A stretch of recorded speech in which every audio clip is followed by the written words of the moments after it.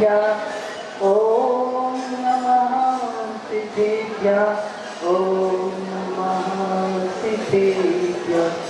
ग्रीष्म काल में आगे बढ़ती ग्रीष्म काल में आगे बढ़ती गिर से गिरों पर रहते हैं।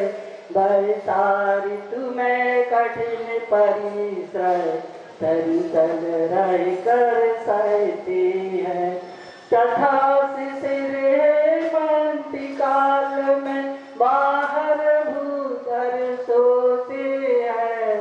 हे बंद साधुए वंदन करते दुर्लभ दर्शन होते हैं। हे बंद साधुए वंदन करते दुर्लभ दर्शन होते। गुरु महावीर भगवान की, कुंडलपुर के बड़े बाबा की, श्री अभिनंदन नाथ भगवान की, 24 तीर्थंकर भगवान की, आचार्य श्री गुरुवर विद्यासागर जी महाराज की, गुरुनाम गुरु आचार्य श्री ज्ञान सागर जी महाराज की, 3 कम 9 करोड़ मुनि राजाओं की, आज के उत्तम तप धर्म की, पूज्य मां श्री आदर्शमती माता जी की,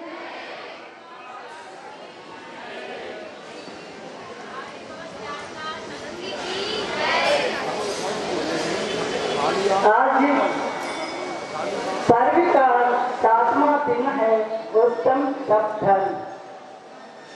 आप लोग 6 सीढ़ी पे चढ़ चुके हैं, अब 7वीं सीढ़ी में प्रवेश करना है। उत्तम धर्म, उत्तम धर्म किसे कहते हैं? जिसने इच्छाओं का निरोध कर लिया वह उत्तम तप धर्म है। बंधुओं, आज हमें तपना है, क्योंकि तप तो मुनिराज ही करते हैं। हम तो उसमें जब तक हम आकांक्षाओं, संसारिक प्राणी आकांक्षाओं में लिप्त रहता है, भौतिक वस्तुओं में लिप्त रहता है, तब तक हम तप नहीं कर सकते हैं। जब हम इच्छाओं का निरोध करेंगे, भौतिक जितनी वस्तुएं हम परिग्रह हैं या भौतिक वस्तुएं हैं, इनसे हम दूर नहीं होंगे, तब तक हम तप नहीं कर सकते हैं। इसलिए हमें अपनी इच्छाओं का निरोध करना है।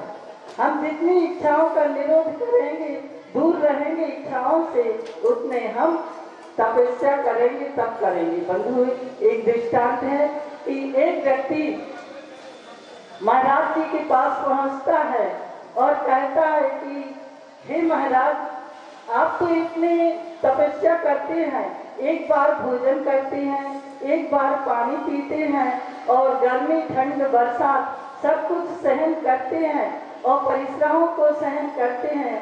हमें भी वह मार्ग बताइए जिससे कि हम भी उस कदम पर चल सके। तब महाराज जी ने कहा कि तुम एक काम करना, अच्छा तुम कल मेरे पास आना, 2 नारियल लेके आना, एक कच्चा नारियल और एक पका नारियल मेरे पास लेके आना। वह व्यक्ति कहता है ठीक है महाराज, मैं कल आऊंगा आपके पास। और वह कल आया तो एक कच्चा नारियल लेके आया और एक पका नारियल लेके आया। महाराज जी ने कहा कि अच्छा ये जो कच्चा नारियल है इसको तुम तोड़ के बताओ। उसने कच्चा नारियल तोड़ दिया, उसमें एक साइड रख दिया। अब महाराज जी ने कहा कि एक पका नारियल है, इसको तुम तोड़ के बताओ। तो उसने पका नारियल था वही तोड़ के बता दिया और एक साइड रख दिया। महाराज जी ने पूछा कि बताओ इसमें क्या अंतर है? तो वो कहता है व्यक्ति कि जो कच्चा नारियल है उसको हमने बहुत मेहनत से फोड़ा है और इसकी जो खोपड़ी है जो नारियल की वह उसी में चिपकी हुई है, वह अलग नहीं हुई है। तो उसने महाराज जी से कहा कि इसमें चिपकी हुई है, इसको अलग नहीं हो सकती। और महाराज जी ने पूछा, अच्छा जो पका नारियल है उसकी गरी क्यों अलग हो गई?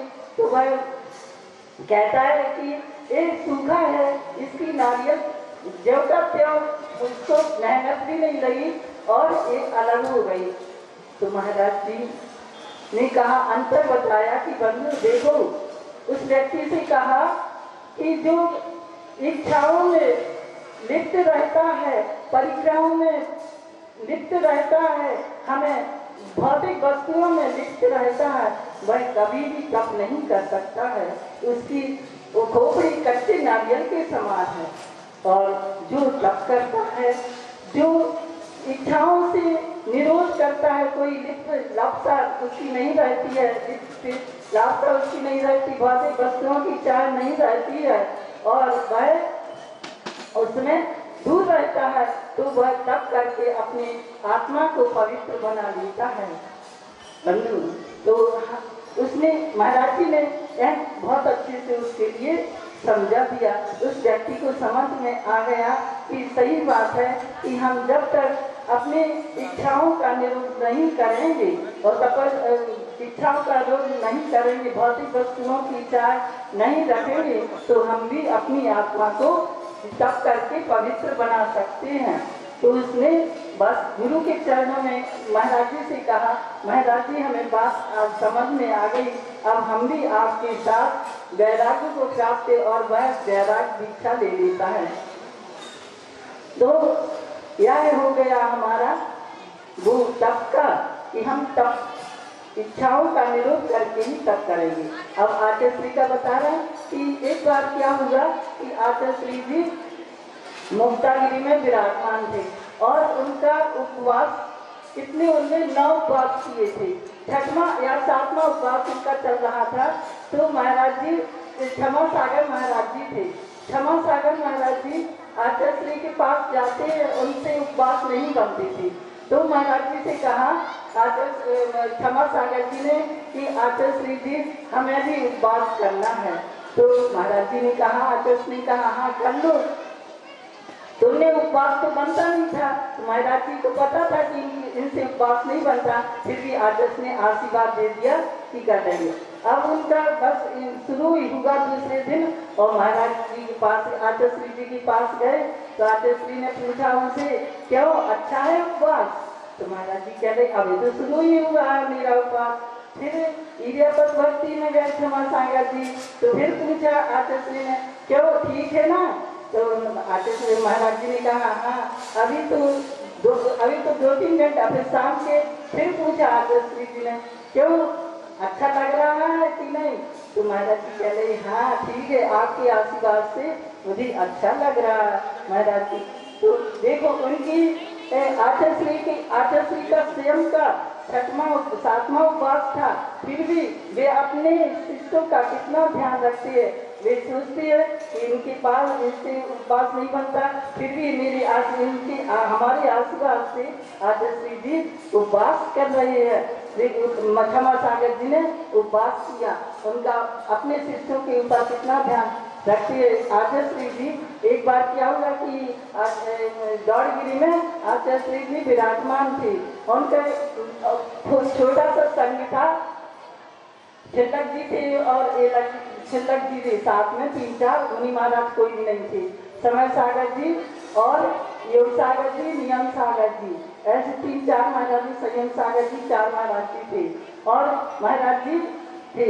और अचानक एक दिन क्या हुआ दौड़गिरी में कि समय सागर महाराज जी की शाम के समय भक्ति के बाद थोड़ी सी ऐसे शाम थी, तो आचार्य श्री ने कहा कि तुम केसलोच कर लो।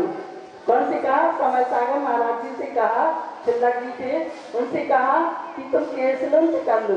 तो महाराज जी ने एकदम अचंभे में कि कल ही आचार्य श्री ने ऐसा क्यों किया, क्यों कहा कि तुम कल ही केसलोच सुबह केसलोच कर लो, आखिर क्या महाराज जी और गुरु की आज्ञा थी। तो उन्होंने केसलोच कर लिए। कौन है? समय सागर छिलक महाराज जी ने केसलोच किए। केसलोच करके सुबह उनके केसलोच हो गए। अब किसी को पता नहीं कि क्या होने वाला है।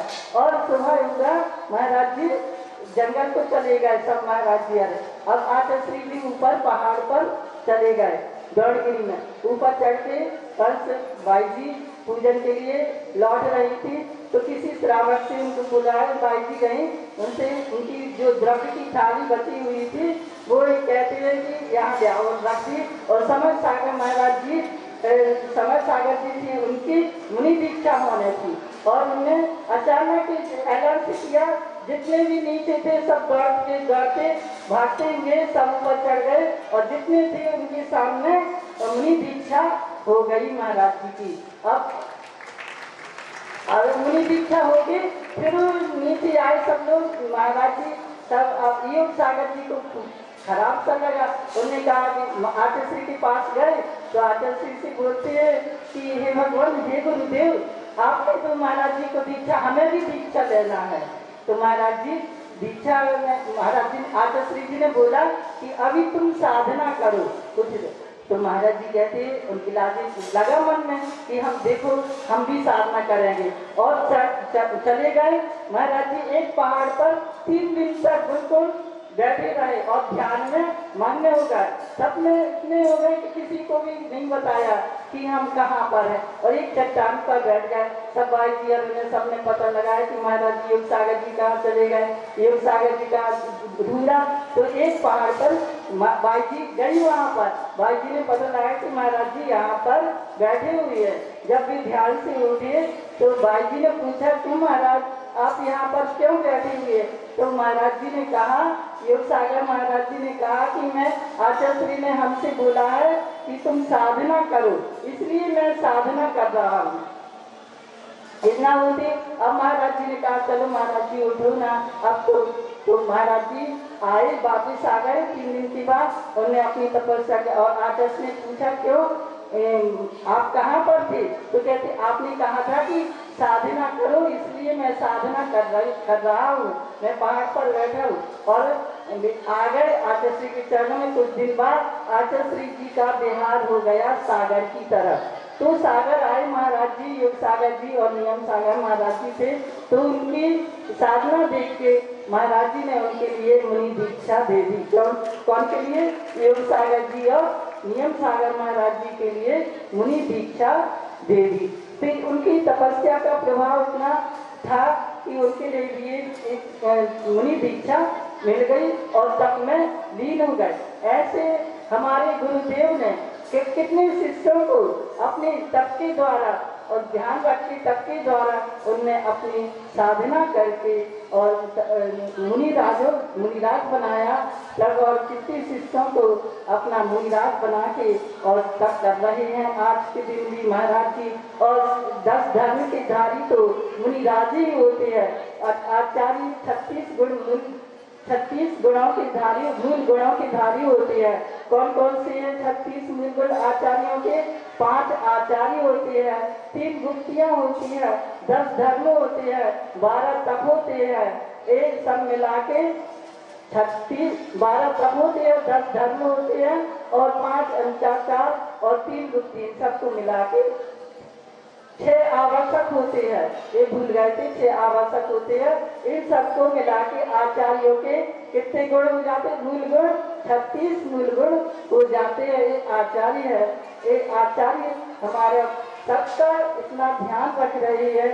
देखो आज हमारे गुरुदेव ना होते तो हम लोगों का क्या होता होगा। वे पंचम काल में, चौथी काल युग की प्रवर्तन हमारे फैला रहे हैं और उनका कीर्ति उनकी याद ऐसा लगता है कि गुरु को देखते ही उनको देखते ही रहे। और ऐसे कितने जीवों का उद्धार कर रहे हैं। ऐसे गुरुदेव धन्य है हमारे लिए। और हमारी जो माँ है, कौन? बड़ी माता जी है, उनके बारे में तो कहना ही क्या है। वे बहुत गुणों के भंडार से भरी हुई है। देखो हमारी माता जी कोई कितना कम, बहुत कम बोलती हैं, किसी से जनसंपर्क नहीं करती और किसी का कोई भी अपने में लीन रहती हैं। उनकी तपस्या भी देखो ठंड में कभी बाहर नहीं निकलती, गर्मी में कभी गर्मी में अंदर रहती है, कभी बाहर में निकलती, और ठंड में भी अंदर रहती है, धूप में नहीं बैठती, और बरसात में भी अपने अंदर रहती हैं। उनकी भी इतनी कठिन तपस्या है बंधु। और वे किसी वो जो मतलब की बात रहती है वो ही करती हैं, ज्यादा संपर्क से दूर रहती हैं, ज्यादा कोई उनसे जुड़ा नहीं रहता है, सबको एक समान रहती हैं। उनके चरणों में जो भी आता है उसको शरण देती हैं। माता जी इतनी दयालु है, अगर कोई रोता है तो वो रोते नहीं देख सकती हैं, वो किसी के आंसू नहीं देख सकती हैं बंधु। उनकी इतनी करुणा दया वास्तव में उनके अंदर भरा हुआ है। ऐसी धन्य है माता जी हमारे लिए, हम लोगों के लिए ऐसी माता जी मिली है जो हम उन्होंने तो हमारा बहुत ही उपकार किया है, उनके उपकारों को हम नहीं भूल सकते। माता जी जब तक हमारे सांस में प्राण है तब तक हम आपकी शरण में ही रहूंगी और आप ही मुझे शरण देती रहना। बस इतना कह के मैं अपना कर्तव्य पूर्ण कर। गुरु महावीर भगवान की जय। आचार्य श्री गुरुवर विद्यासागर जी महाराज की जय। पूज्य मां श्री आदर्श मती